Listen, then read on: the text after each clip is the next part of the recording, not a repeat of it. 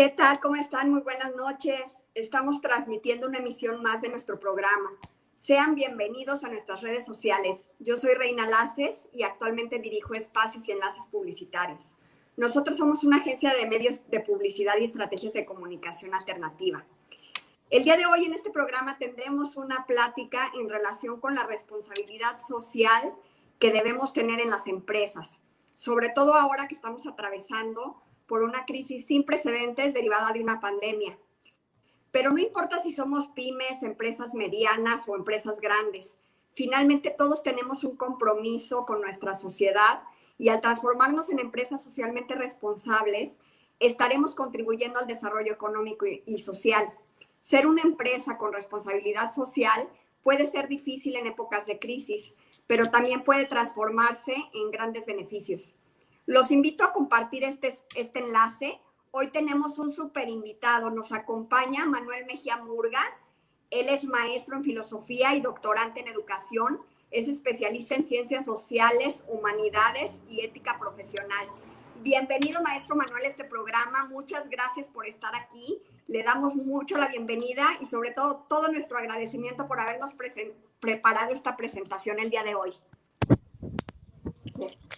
Muchas gracias, Reina. Al contrario, gracias a ustedes por la invitación y también, por supuesto, gracias a Vanessa que nos está apoyando en el backstage de esta transmisión. Me gustaría pedirle a Vanessa si nos puede apoyar para compartir la presentación. Sí, claro. Excelente. Gracias, muy amable. Pues muchas gracias, maestro. Lo dejamos compartirnos un poquito de su experiencia en este tema y nos vemos al final del programa.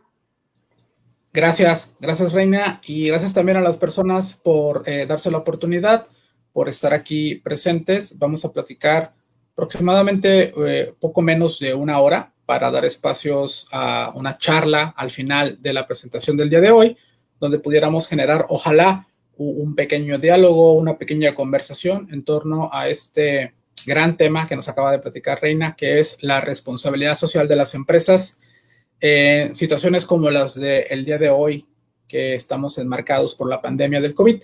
Me gustaría empezar, en primer lugar, recuperando una antigua, pero muy interesante frase de un filósofo griego, de Heráclito de Éfeso.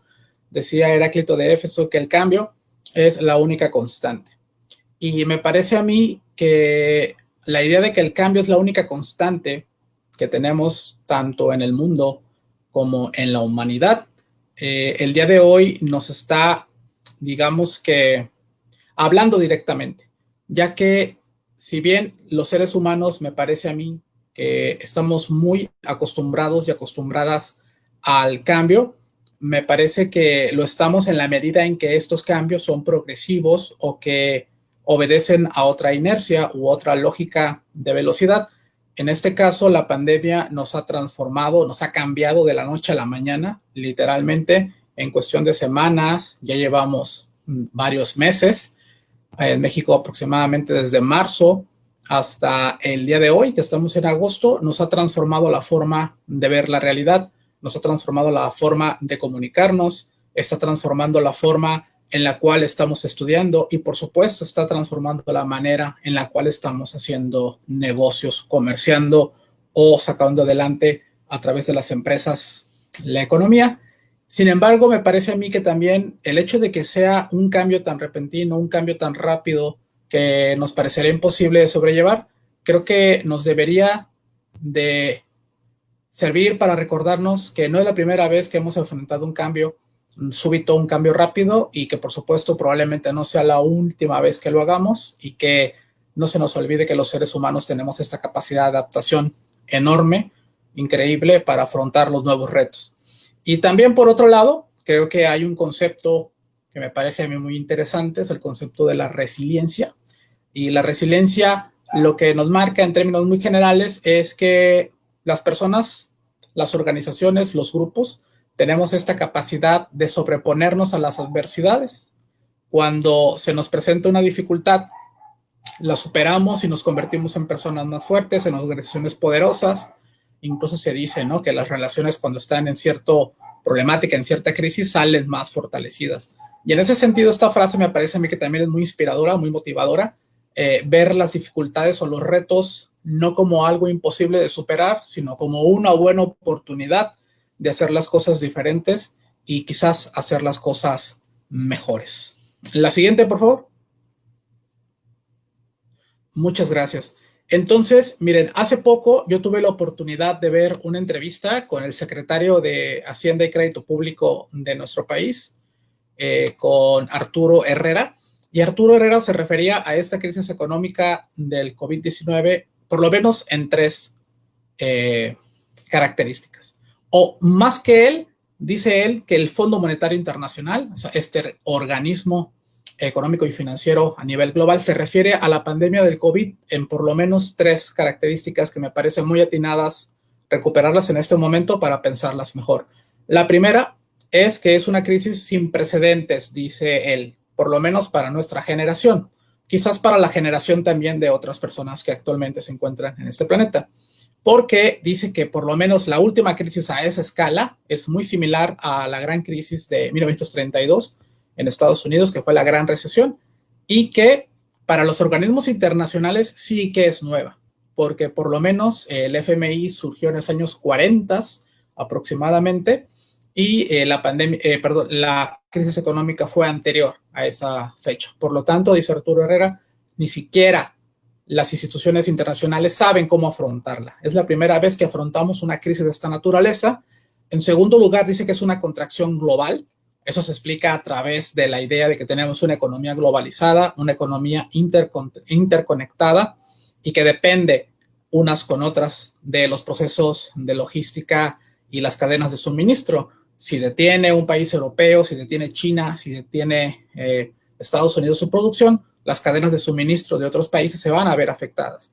Estamos hablando de que aproximadamente se dice que hay 170 países que en este momento tienen una contracción económica importante. México, lo vamos a ver en un momento, no se queda atrás. Y por otro lado, dice que es una crisis por diseño. El hecho de la crisis por diseño no significa, como mucha gente supone, de que se haya hecho de manera deliberada, es decir, que algunas personas de manera intencionada hayan provocado un derrumbe de la economía, sino que la razón de la contracción no es por motivos económicos, no es por motivos de producción directamente, sino que es por diseño, porque los líderes de las economías, es decir, las personas que están a cargo del gobierno, han decidido frenar, cerrar o detener ciertos procesos productivos para que entonces podamos contener la pandemia. En unas diapositivas más adelante vamos a darnos cuenta que esto va a provocar lo que se llama una doble curva de la pandemia, que la vamos a analizar porque también está generando un debate ético muy interesante. Entonces decíamos que hay una proyección de la caída de la economía más o menos importante. Diferentes actores, diferentes organismos están dando sus números. Se está hablando en promedio de una caída del Producto Interno Bruto en nuestro país de alrededor del 8 al 10%. Hay personas que son un poco más optimistas, hablan de un 3-4%, que va a ser el promedio global, y algunos que son un poco más pesimistas incluso hablan de una caída de 2 dígitos. Y esto se suma bastante a lo que ya sabemos. México estaba prácticamente en una recesión técnica durante el primer año de Andrés Manuel López Obrador. Iniciamos el 2019 con una caída de la economía, una recesión técnica de más o menos el 1%, y por otro lado, pues lo que ya se sabe, gracias a algunas medidas en materia económica que adoptó el gobierno federal, algunas calificadoras, sobre todo las más importantes del mundo, han bajado de alguna manera la calificación para la deuda mexicana, y eso se traduce en menos inversión privada, por lo cual al ver menos inversión privada y por otro lado hay una crisis económica a causa de la pandemia, pues el panorama económico de México no es muy halagador. La siguiente, por favor. Esto, ¿cómo es posible entenderlo? Bueno, pues tenemos al Foro Económico Mundial, donde nos muestra por lo menos 10 grandes riesgos a término o largo término de la economía, y lo divide en dos, por su impacto y por su probabilidad. Y si ustedes se fijan, hay diferentes indicadores. Como pueden ver ahí, están asuntos geopolíticos, medioambientales, tecnológicos de la sociedad y también, por supuesto, factores económicos.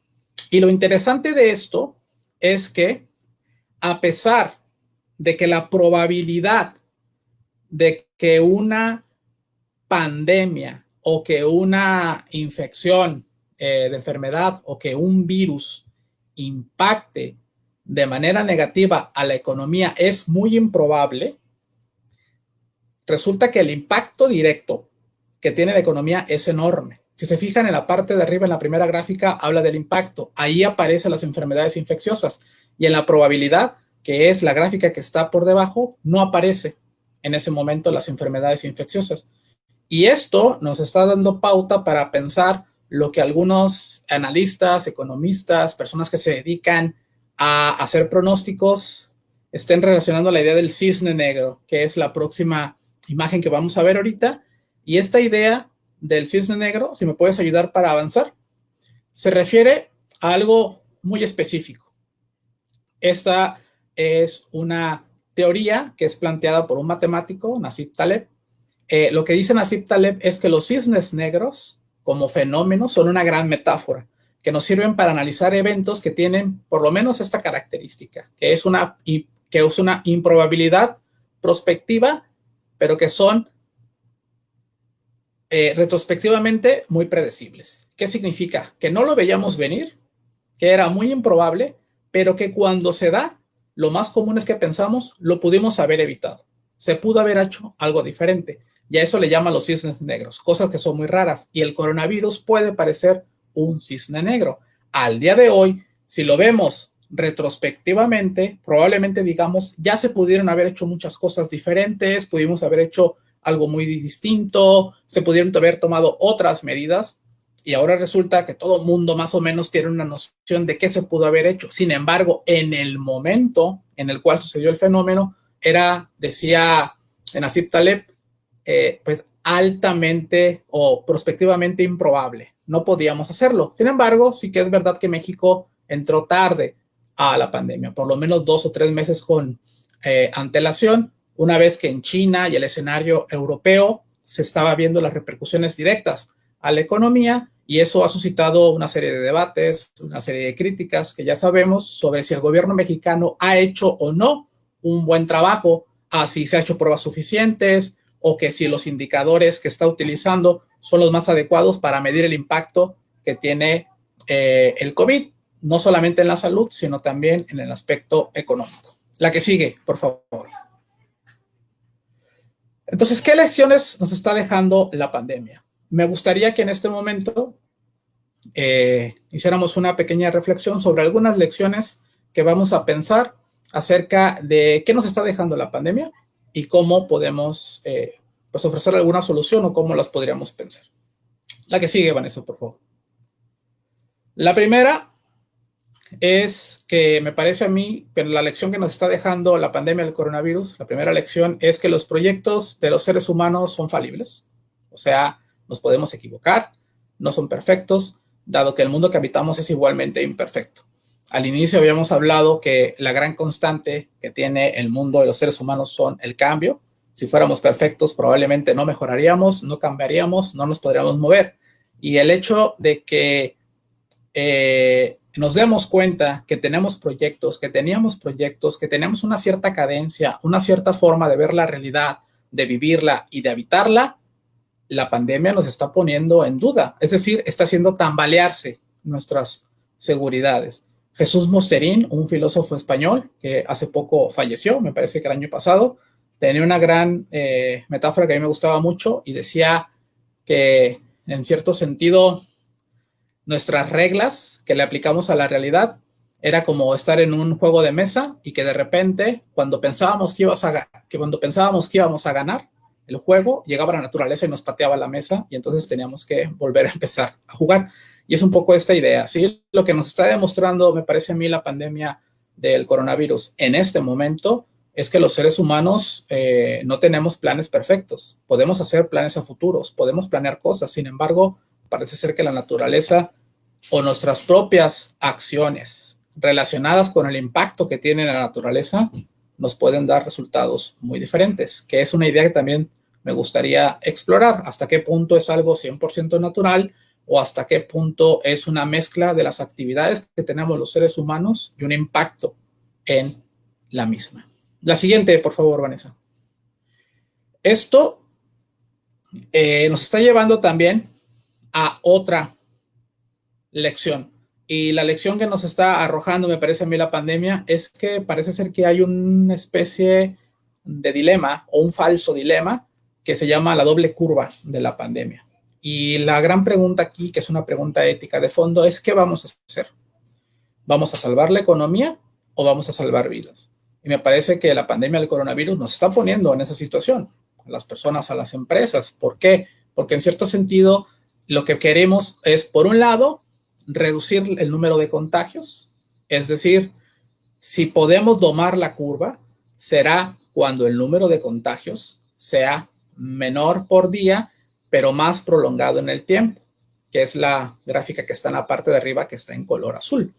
Eso es cuando tenemos algunas medidas de contención, o sea, encerrarnos en las casas, no salir, cerrar los negocios.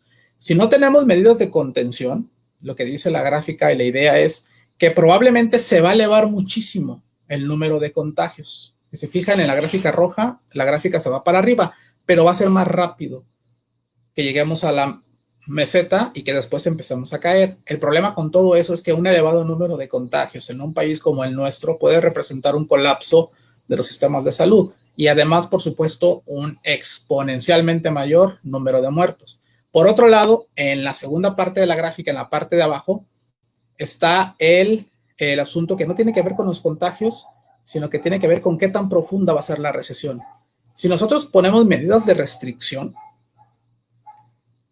entonces la caída de la economía va a ser más profunda. Si se fijan, la campana es más amplia y va a durar mucho más tiempo.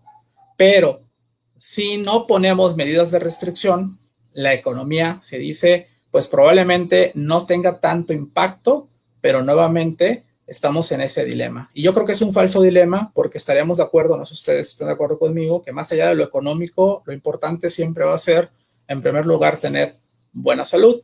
Y una vez que tengamos buena salud, entonces quizás podemos encontrar algunas otras soluciones. Y de todas formas, si ustedes se fijan, hay otro gráfico, el anterior, hay una pequeña gráfica que nos dice que los países que tomaron medidas económicas muy drásticas, por ejemplo, España, Italia, Francia, Reino Unido, incluso Bélgica, son los que más números de contagios tuvieron, ¿no? Por lo menos en las últimas semanas, en los últimos meses. México, por supuesto, está en una posición en este momento diferente, ya cada vez tiene más contagios, tiene más personas fallecidas, está dentro del top 10 de países en el mundo. Sin embargo, México no ha hecho tantas medidas de restricción, ni tampoco tan fuertes, ni tampoco ha tenido apoyos económicos tan profundos hacia las empresas, lo que pone a México en una posición muy diferente, muy extraña para analizar. Sin embargo, lo que sí podemos ver es que los países que más restricciones tuvieron, no necesariamente tuvieron mejor desempeño económico y tampoco necesariamente pudieron domar la curva de contagios. Ahora sí, por favor, la siguiente. Entonces, otra lección, me parece, y si quieres puedes avanzar, es que el mundo como lo conocemos ya no será igual, ¿sí? Lo que implica es que el mundo como lo conocemos ya no será igual y yo lo vengo escuchando, lo vengo leyendo en distintos lugares. Es cada vez más común que se nos dice que el coronavirus llegó para quedarse y no solamente el coronavirus, sino todas sus distintas versiones, variantes, porque ya sabemos que es un virus que muta muy rápido, que está transformándose. El otro día escuché que había entre 5 y 10 distintos tipos de coronavirus, lo que implica que quizás la vacuna que tengamos nos puede servir para un tipo, para dos o para tres, pero que lo más probable es que se convierta en una enfermedad endémica, es decir, que ya pertenezca a nuestro microclima, que se vuelva una enfermedad estacionaria, como lo es el dengue, como lo es la influenza, etcétera. Y si eso va a pasar, si el mundo ya no va a ser igual, si vamos a tener que tener todas estas restricciones sanitarias, si la inmunidad, como se dice, solamente nos dura 3 meses y nos llegamos a contagiar, quiere decir que el mundo va a ser diferente. Y eso va a implicar un replanteamiento en los modelos de negocio de las empresas, porque si el mundo va a cambiar, Entonces tenemos que cambiar la forma en la cual estamos produciendo, comercializando, vendiendo. Y por eso esta frase de que para poder seguir a veces hay que empezar de nuevo, significa que muchas empresas van a tener que transformarse, que adaptarse. De lo contrario, van a desaparecer o van a morir. ¿Si eres tan amable, Vanessa? Gracias. Y esto nos lleva a otra pregunta. Y es, si esto va a ser así, si es verdad que el mundo va a cambiar, entonces creo que lo que nos tenemos que preguntar en primerísimo lugar es qué tipo de desarrollo estamos buscando, hacia dónde vamos a dirigir la economía.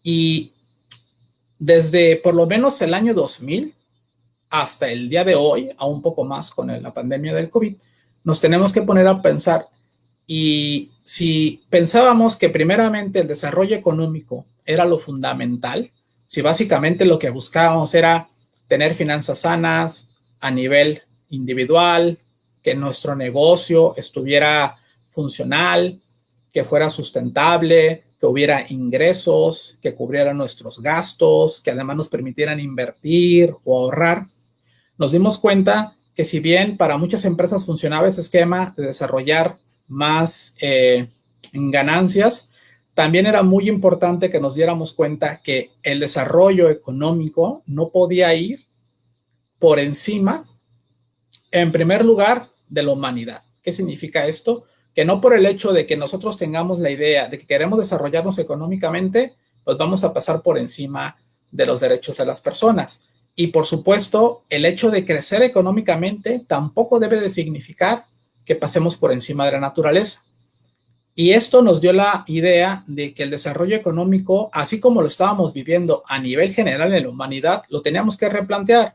Y cada vez más se empezó a hablar no de desarrollo económico a secas, sino de desarrollo sustentable. O sea, que los tres pilares que mantienen los negocios o que mantienen a las organizaciones o a las personas, es decir, desarrollo económico, desarrollo personal o desarrollo social y desarrollo natural o equilibrio con la naturaleza, van de la mano, ¿sí? No podemos tener organizaciones ni finanzas sanas que violen derechos humanos y por otro lado no podemos tener organizaciones y finanzas sanas sin importarnos lo que pase con la naturaleza, que es un poco la reflexión que se ha dado sobre el COVID. ¿Hasta qué punto el hecho de tener a China como uno de los grandes, digamos que exportadores de materia prima a nivel internacional, donde muchísima gente consume los productos maquilados en China y esa extensión o expansión de las zonas de producción, pues cada vez más hace que las personas se acerquen a ciertas regiones que regularmente no estaban cercas? ¿Hasta qué momento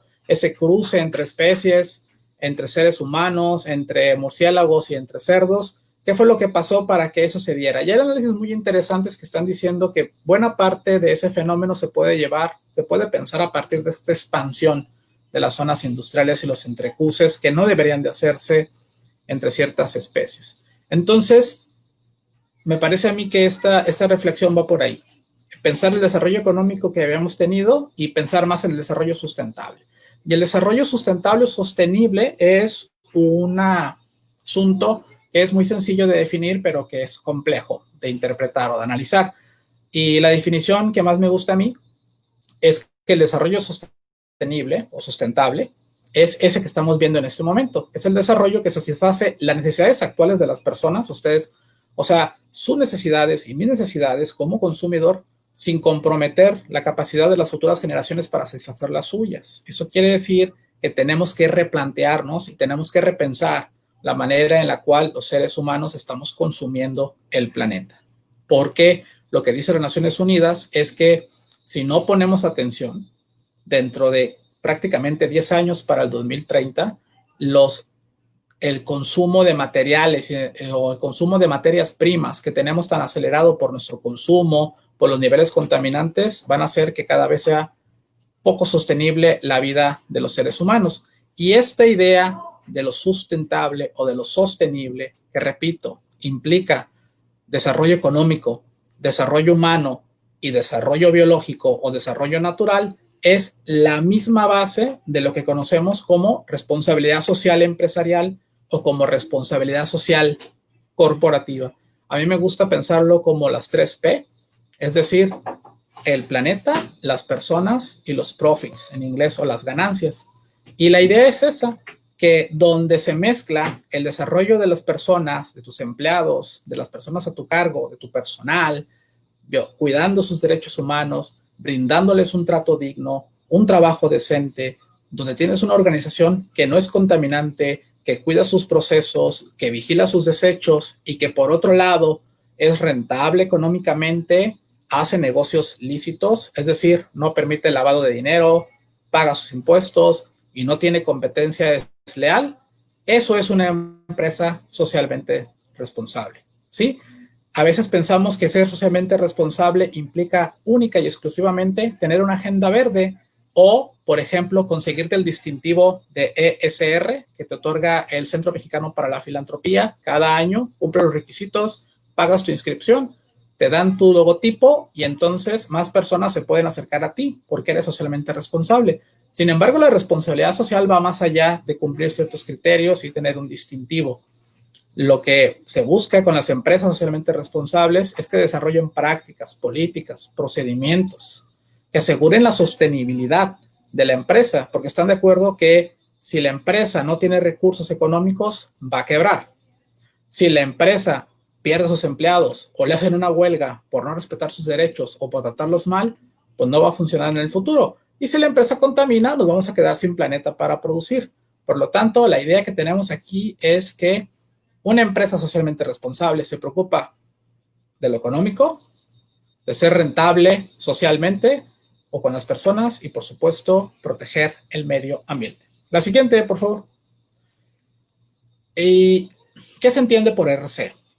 Entonces, la responsabilidad social no es filantropía ni es caridad, aunque muchas empresas así lo ven y así lo practican. Y no es que esté mal, en realidad es una buena forma de empezar. Quizás no sea la mejor forma de hacer responsabilidad social, pero es una buena forma de empezar. O sea, hacer donativos, que cada año participas en el Teletón, lo cual es muy importante porque permite a su vez que muchas otras personas que no tienen acceso a una terapia lo pueden hacer. Tampoco es improvisación, tampoco es una moda que sea socialmente sostenible y ahora que todo el mundo quiere cuidar el planeta, entonces mi empresa también. Tampoco es marketing ni relaciones públicas. ¿Por qué marketing? Porque hay estudios que han demostrado que las personas estamos dispuestas a pagar más o menos entre un 10 o un 15% más por un producto que sea socialmente responsable o que sea un producto, como se dice, con causa. El problema es que muchas empresas en realidad lo que hacen es un greenwashing, o sea, se presentan como socialmente responsables, pero en realidad no lo son y lo único que hacen es publicidad para un poco lavarte la cara, como dice el término, y presentarte como una persona socialmente responsable, pero detrás de ti o debajo de la mesa contaminas, no respetas a los empleados y haces negocios ilegales. Entonces, en concreto, la responsabilidad social empresarial es un conjunto de políticas, prácticas, programas en esos 3 niveles: económico, social y ambiental. La siguiente, por favor, si fueras tan amable. Gracias. Y esos 3 dimensiones de la responsabilidad social también las vamos a tener que entender a través de lo que se llama los stakeholders o los grupos de interés. Esta palabra lo que nos permite entender es que las empresas, las organizaciones tienen grupos de interés. ¿Qué son los grupos de interés? Pues las personas que se benefician o que se ven afectadas por las actividades y por las decisiones de la empresa. Hay diferentes tipos de partes interesadas o stakeholders. Vamos a empezar, si quieren, los internos, ¿no? Por los internos, ¿quién es una parte interesada que se vería afectada por las decisiones de la empresa? En primer lugar, los empleados, ¿sí? Los directivos, por supuesto, o las personas que están, los líderes o las líderes de las organizaciones, y finalmente, o los que las administran, y obviamente los y las propietarios, o sea, la gente que es inversionista. Esta gente es la gente interesada en la empresa y sus decisiones van a afectar cómo está llevándose a cabo el negocio. Si un propietario de repente decide sacar su inversión de una empresa, pues en primer lugar le va a quitar el trabajo probablemente al administrador y en segundo lugar, por supuesto, también le va a quitar el trabajo al empleado.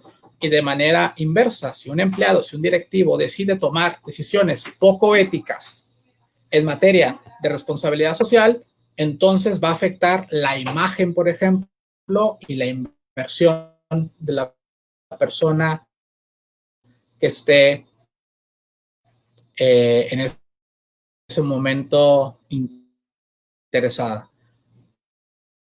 También tenemos grupos de stakeholders o partes interesadas de manera extensiones, los proveedores. Por su gobierno también es un stakeholder muy interesante, ya que el gobierno de cierta forma va a posibilitar o imposibilitar ciertas prácticas. En este momento, por ejemplo, el gobierno ha decidido, a través de la Ley General de Salud, suspender ciertas actividades que no son esenciales. Por lo tanto, las decisiones de gobierno afectan a la empresa, los acreedores, los accionistas, etcétera.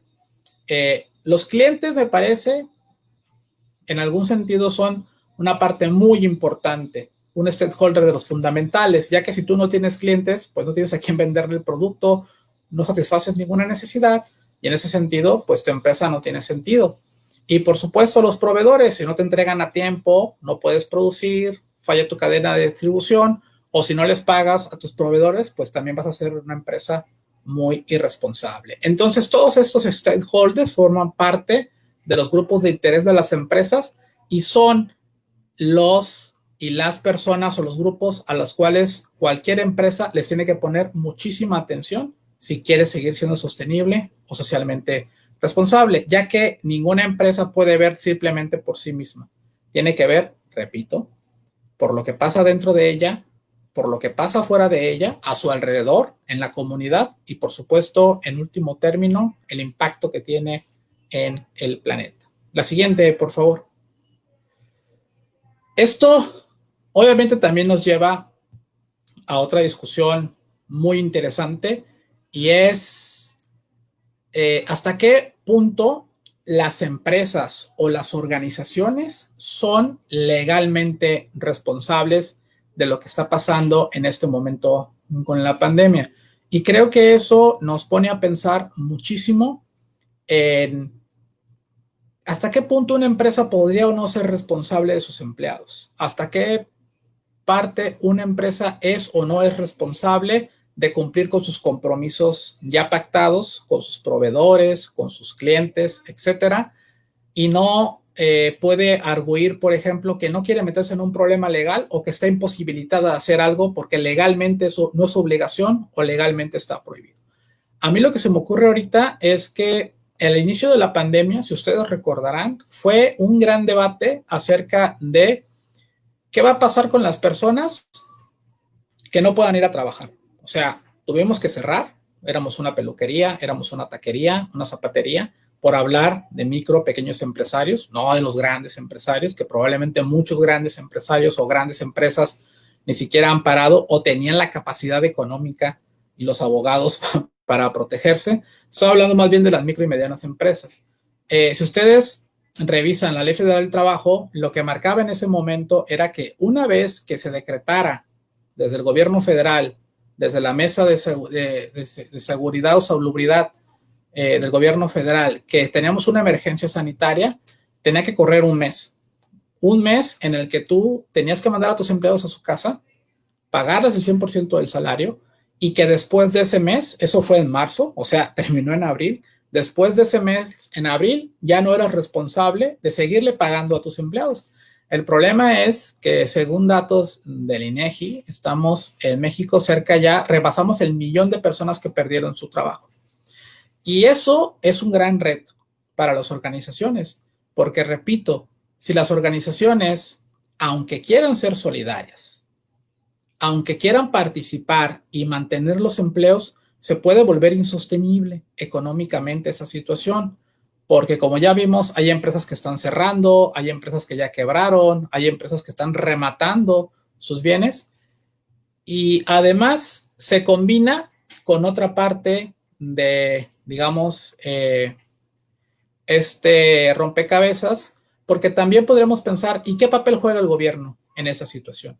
Porque si ya vimos que las empresas pueden ser solidarias, se pueden comprometer con sus empleados, más allá de lo legal, o sea, después del mes, ¿cómo podemos negociar? Quizás con medio salario, quizás con horario escalonado, quizás algunas empresas acudieron al formato, te pago una quincena sí y una quincena no, porque legalmente ya no me compromete, pero no significa que no me importe. O sea, no significa que después del mes ya no me va a importar, porque quizás hubo empresas que tuvieron que despedir un montón de empleados. Esos empleados probablemente ya no van a volver, van a buscar otro tipo de empleos, y cuando tú quieras abrir nuevamente, probablemente te va a costar muchísimo trabajo volver a contratar a personas, volver a capacitarlas, que vuelvan a aprender tu modelo, que vuelvan a aprenderlo cómo te gusta que trabajen, y eso va a ser un gasto también para las empresas, ¿no? Volver a capacitar personal, etcétera.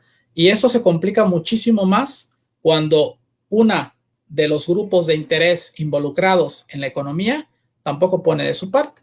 Y me refiero específicamente al gran debate sobre si el gobierno federal debería o no debería incrementar los apoyos económicos para las pequeñas y medianas empresas o las micro, que me parece que la mayoría de personas en nuestro país estamos a favor de que las pequeñas, micro y medianas empresas sean apoyadas económicamente.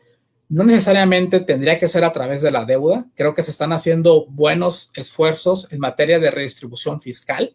O sea, se están extinguiendo los fideicomisos, se redujeron los salarios, y todo ese dinero de cierta forma está tratando de paliar la situación. Están las famosas becas del bienestar, la beca para las personas que no están trabajando. Sin embargo, esas becas ya estaban, digamos, que dadas, ya estaban funcionando. El problema es que vamos a hacer con todas las personas que van a perder su trabajo y que las empresas no tienen el suficiente capital como para apoyarlas. Y ahí hay un montón de esquemas. Hay otros países que están trabajando esquemas en los cuales se están renegociando, por ejemplo, que el Estado pague la mitad de los salarios y la empresa la otra mitad. Hay varias soluciones que podemos implementar, y creo que si queremos ser socialmente responsables, no nos podemos escudar simplemente en el criterio legal. Es decir, esto es lo mínimo que me pide la ley, porque es verdad, si avanzamos poquito, por favor. La responsabilidad social no es obligatoria para nadie, ¿de acuerdo? La responsabilidad social no es ley, son principios, son acuerdos internacionales, existen procedimientos, existen algunas normas internacionales, está también la ISO 26000, que nos habla de las empresas socialmente responsables, de cómo pueden poco a poco, independientemente del giro, independientemente del tamaño, si eres micro, mediana o gran empresa, independientemente de lo que produzcas, de lo que comercializas, de lo que vendes, cualquier empresa se puede hacer socialmente responsable. El problema es que como no hay una ley de responsabilidad social empresarial, no existe ningún código, ningún reglamento que obligue a nadie a ir más allá de lo legal, muchas empresas se quedan y muchas organizaciones se quedan en ese papel de decir, yo estoy cumpliendo con lo mínimo legal indispensable. O sea, si a mí me exigen pagar el mínimo, el salario mínimo, lo voy a hacer. Si a mí nadie me está obligando en circunstancias normales a, por ejemplo, dar prestaciones superiores a las de la ley, ¿yo por qué las voy a dar? Y creo que la reflexión tendría que ser, en primer lugar, si se está generando mayor bienestar, tendría que haber mayor bienestar. Pero si ese bienestar se ve comprometido, creo que deberíamos de asumir un compromiso, sociedad civil, trabajadores, empresarios y gobierno, para tratar de apuntalar. Eso no significa, como por ahí se ha escuchado, que signifique el rescate de las empresas, que signifique otro FOBAPROA. Yo creo que cuando con razón argumentamos de que no deberíamos de premiar y que tampoco deberíamos de salvar a empresas irresponsables, como se dice que pasó con los bancos, ¿no? Con el FOBAPROA, ni con aquellas grandes inversiones de capital especulativo que hubo en Estados Unidos con la crisis hipotecaria del 2008 y que después fueron rescatados. Uno podría decir, sobre esas organizaciones, sobre esas empresas, creo que sí valdría el juicio moral de decir, no tenemos por qué rescatarlas, porque fue una responsabilidad. Sin embargo, no estoy seguro de si valga el mismo argumento para las empresas en este momento, de decir, fue muy irresponsable por parte de las empresas que ocurriera la pandemia. Creo que ese argumento no cabe en este cuadro. Por el contrario, lo que sí podríamos pedirle a las organizaciones es que si pueden y está en su capacidad económica y logística en este momento y tienes empleados y están trabajando contigo, lo mínimo que pudieras hacer es, por ejemplo, tener las condiciones mínimas de salubridad o las condiciones mínimas de salud. para que las personas a tu cargo no se contagien. En primer lugar, en el trayecto, y en segundo lugar, en la estancia, en el lugar de trabajo. Quizás la ley no te lo marque. Quizás la ley no te dice, si tienes empresarios tienes que darles gel antibacterial o tienes que darles un cubrebocas o lo que sea. Quizás la ley no te lo marca, pero si es en tu capacidad, ¿por qué no hacerlo? La siguiente, por favor.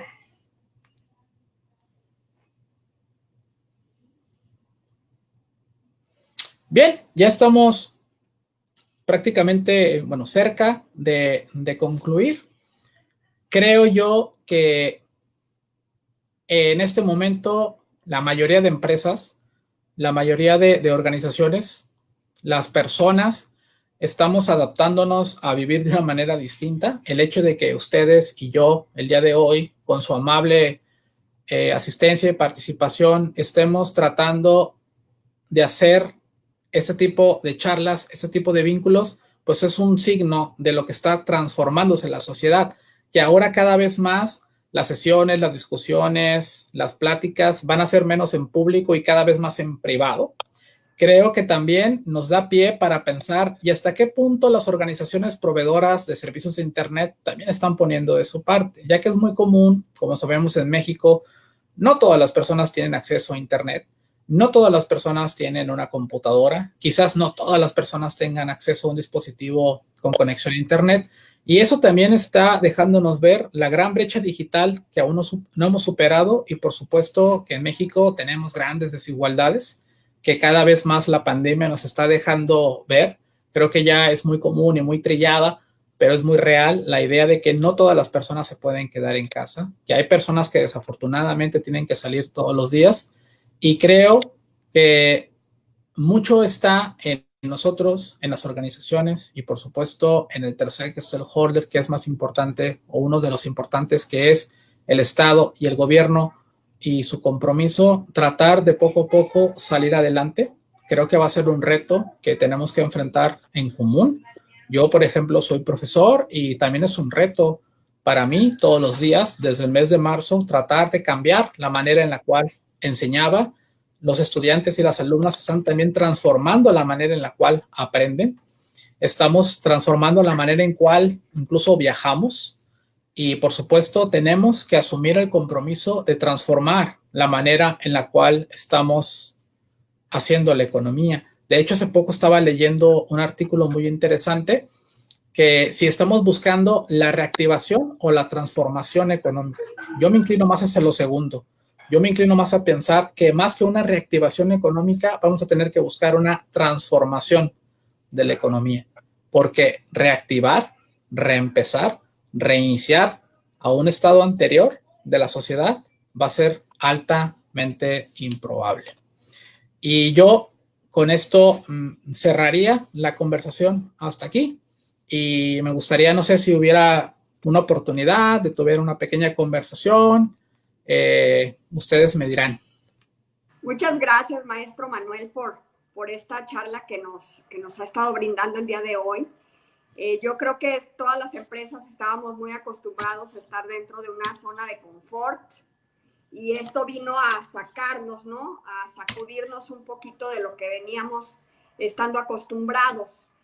Pero creo que el tratar de convertirnos en empresas socialmente responsables, independientemente del tamaño de nuestro negocio, puede tener grandes ventajas. ¿Qué nos podrías compartir acerca de estas ventajas que podrían significar para nosotros como empresas poner nuestro granito de arena para volvernos socialmente responsables y cooperar en el desarrollo económico del país, ¿no? Porque finalmente empresas chicas, medianas, grandes, movemos a México. Entonces, ¿cuáles serían como las ventajas que nos pudieras compartir en relación a por qué convertirnos en empresas socialmente responsables? ¿Para dónde tenemos que caminar? Claro, Reina, hay muchísimas ventajas de ser socialmente responsables y hay diferentes niveles. Digamos, si nos vamos al más inmediato y al más interesante o atractivo, sería que hay muchísimos beneficios económicos.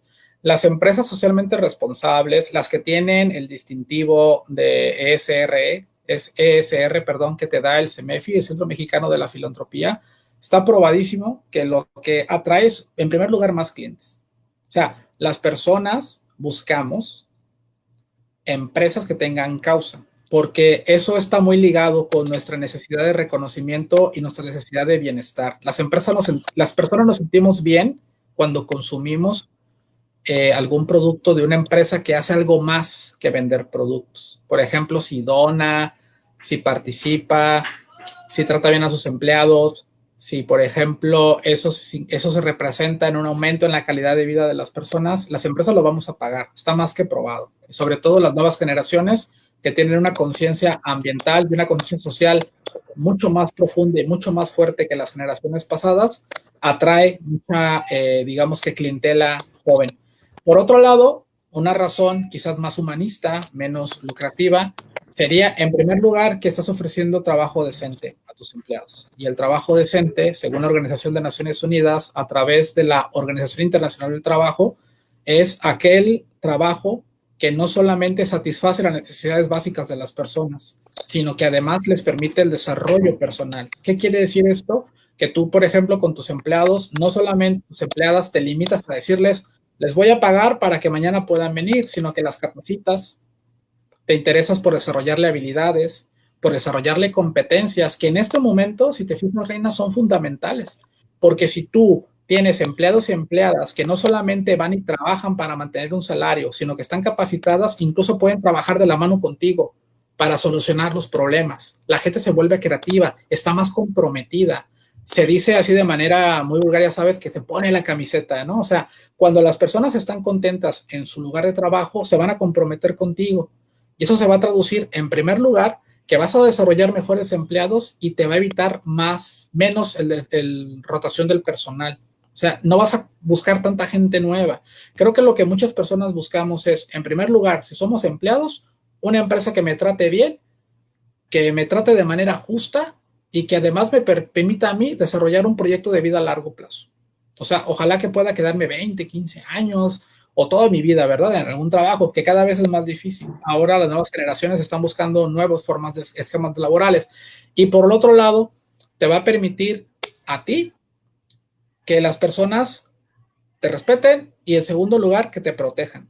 Porque si tú lo piensas, regularmente la mejor carta de presentación que tienen las empresas son sus empleados. Y es la manera en la cual una persona habla de ti. Y si tú como empleada tienes un buen nivel de vida en tus trabajadores, por supuesto los trabajadores van a estar más que felices y van a hablar maravillas de tu persona. Y de hecho, si buscan otro empleo por la circunstancia que sea, es muy probable que se dirijan contigo para que los recomiendes. Y bueno, una manera de empezar, pues de alguna forma sería protegiéndolos, ¿no? Con las medidas en primera instancia, pues de seguridad que el gobierno federal y del estado nos está sugiriendo, ¿no? Que es el uso de cubrebocas, el utilizar horarios escalonados, o sea, todo esto contribuye un poquito a que pongamos nuestro granito de arena. Pero bueno, creo que de pronto las personas pueden tener idea de que la responsabilidad social le corresponde a las grandes empresas, pero creo que la responsabilidad social nos corresponde a todos, incluyendo a las pymes. ¿Qué nos podrías platicar acerca de esta responsabilidad social en pymes? ¿Qué acciones nos puedes recomendar para elaborar un plan de trabajo de responsabilidad social que nos apoye a las pequeñas empresas y que, bueno, finalmente se pueda traducir en todas las ventajas que nos vienes platicando? Sí, mira, hay un criterio también ahí de justicia, ¿no? O sea, cuando pensamos que cada quien según sus necesidades y cada quien según sus posibilidades, creo que las empresas también aplican, ¿no? O sea, el hecho de que yo sea una pequeña, mediana o gran empresa tiene obviamente implicaciones de todo tipo, ¿verdad? Desde las económicas, me parece, qué tantas personas tienes a tu cargo, cuál es el volumen de producción que manejas, cuál es el nivel de ingresos, eso te va a limitar en ciertas decisiones. Pero creo yo que sería muy importante, en primer lugar, que las organizaciones, independientemente del tamaño que sean, lo primero que hagan es hacer un autodiagnóstico. Y hay herramientas son gratuitas, de hecho, hay herramientas de autodiagnóstico que te puedes bajar literalmente de internet y aplicar cuestionarios en tus centros de trabajo. También otra forma en la que tú puedes empezar, aunque sea de manera muy sencilla, Reina, es, por ejemplo, haciendo encuestas de clima organizacional, que a veces se nos olvida y son fundamentales, porque me parece a mí que en ocasiones llegamos a una relación en los trabajos en las que tú eres empleador, tú eres empleado, cada quien hace lo que toca y todo el mundo contento. Sin embargo, creo yo que los empleados agradecen mucho cuando los líderes o los dueños de las empresas de repente se sientan con sus empleados y les preguntan cómo se sienten, cómo están, qué les gustaría, cómo podemos transformar y qué podemos aportar de tu parte y de la mía para hacer que nuestro clima organizacional sea mejor. Yo creo que las empresas responsables o socialmente responsables que mejor hacen las cosas son aquellas que tienen un buen clima organizacional. O sea, que los lugares de trabajo son lugares que son agradables, que no son tóxicos, ¿verdad? Que no son, digamos, demandantes en exceso, que no hay tanto estrés, que no hay burnout, o sea, que la gente no se siente quemada, agobiada, estresada, preocupada, presionada en exceso.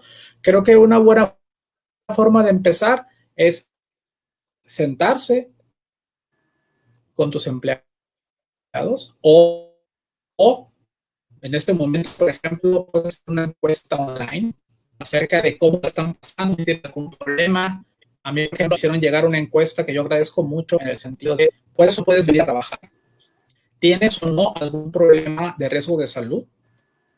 O sea, Manuel, ¿estás en algún grupo de alto riesgo? ¿Tienes alguna comorbilidad que te ponga el riesgo a tu familia? Sí, sí, mejor quédate en tu casa. Si lo puedes llegar a hacer. Creo que de ahí podemos empezar también en es otra idea y hacer un autodiagnóstico de en qué posición estamos en la empresa para ver si podemos no hacer home office. Estaba viendo unos datos, según la Secretaría de Trabajo, el 70% de la economía se puede volver home office o digital. El problema es que solamente 2 de cada 8 empresas están dispuestas, son capaces. Y eso nos está poniendo un reto, porque si el home office descubrimos que ya nos permite también o una reducción de los gastos, y creo que por ahí podríamos empezar, por hacer un diagnóstico, ¿no? Por preguntar a las personas cómo se sienten, cómo están, qué cosas y qué no cosas pueden hacer, y a ti como empleadora te va a dar una visión de conjunto de cómo estás en este momento para enfrentar la pandemia y qué decisiones puedes hacer, aunque sean difíciles, obviamente.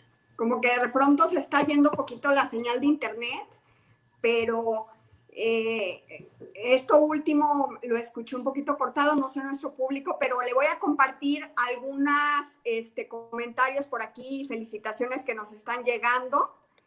Me dice Ángel Ney, es un gusto volver a escucharlo, profesor, muchas gracias por compartir con nosotros. Betty nos comparte, nos dice, poco probable un buen desarrollo sustentable sin una responsabilidad social. Es un placer, Ángel. ¿Perdón?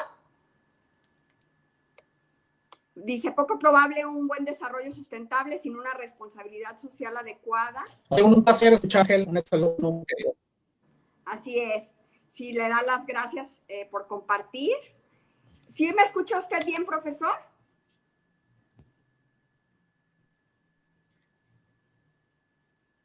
Sí, perfectamente. Sí, como que yo de pronto escucho como que la señal se nos está cortando un poquito, pero bueno, Betty nos comparte que es muy poco probable un buen desarrollo sin una responsabilidad social adecuada, pero que considera que desgraciadamente en nuestro país la sociedad no está preparada.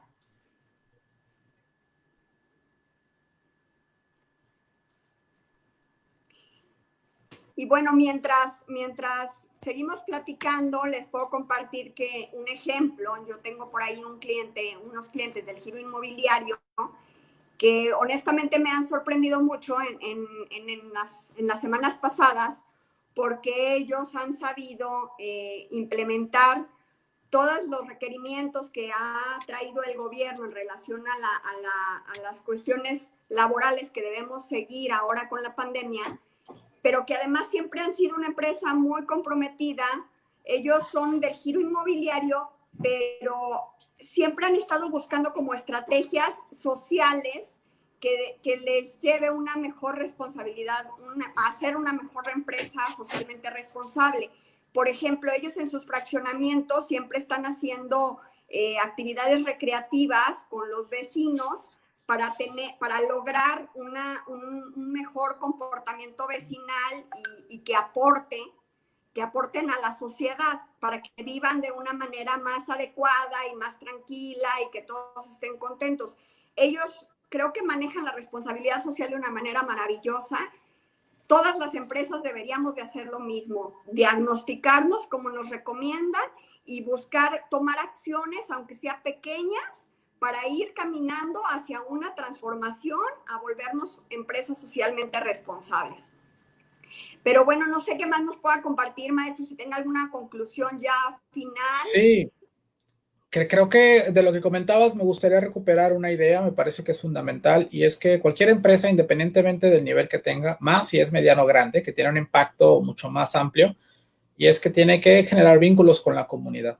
Más allá de donar, más allá de hacer alguna presentación pública o hacer un gran donativo o dentro de las instalaciones, creo que es fundamental también que se preocupen por el entorno en el que están, en cómo están impactando la comunidad y esos lazos que establece con las personas. Como tú acabas de decir ahorita, el hecho de que una inmobiliaria, una constructora se preocupe mucho por las personas que van a estar alrededor, eso ya dice mucho de esa empresa, porque la mayoría de empresas que llegan y levantan proyectos ni siquiera le preguntan a la gente alrededor si están de acuerdo, si les va a impactar de alguna manera, si va a cambiar su dinámica familiar y su dinámica social, y creo que eso es de mucho valor y obviamente es aplaudible y reconocible.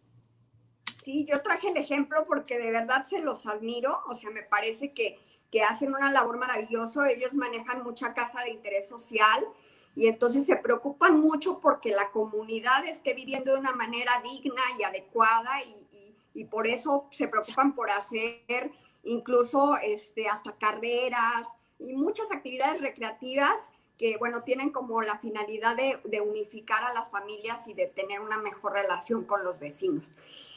Bueno, es un ejemplo que se me ocurrió dar, pero bueno, pues creo que estamos llegando al final de este programa, maestro. Muchísimas gracias por compartirnos su experiencia. De verdad le damos las gracias. Ojalá que podamos contar con usted en otro programa para dar otro tema. Usted es especialista y nos encantaría que volviera a acompañarnos. Esta es su casa. Muchas gracias por habernos acompañado el día de hoy. Muchas gracias a ustedes, Reina. Gracias a Enlaces por permitirme la oportunidad. Me parece a mí que están haciendo una excelente iniciativa y creo que eso habla mucho también de ustedes como institución, de ustedes como organización y como empresa, que están preocupados porque la gente se informe, piense de manera más consciente y más crítica, y eso también obviamente nos da una muestra de que las organizaciones, independientemente de su giro, también tienen este sentido de tratar de informar o de capacitar incluso, ¿no?, a las personas que están interesadas en estos temas y que cada vez más tengamos o tendamos más lazos y más enlaces con otras personas para ser mejores y cada día, por supuesto, mejorar. Claro, ese es el corazón de este programa. Muchas gracias, maestro. Gracias a nuestro auditorio. Les agradezco cada semana que nos han estado acompañando. Los invito a escuchar el programa de nuestra siguiente semana, que se tratará acerca del pensamiento estratégico, ¿sí? Cómo tomar mejores decisiones, pero siempre reflexionando antes y haciendo una estrategia para poder llevarlas a cabo. Los espero la próxima semana, el martes a las 8 de la noche. Bueno, creo que la semana que entra va a ser de 6:30 a 7:30, perdón. Los espero el martes. Síganos, por favor, en nuestras redes sociales, denos like, siempre tendremos un tema de interés para ustedes y para mostrarles. Maestro Manuel, muchísimas gracias por acompañarnos. Muy buenas noches a todos. Hasta luego. Hasta pronto, que estén muy bien. Hasta pronto.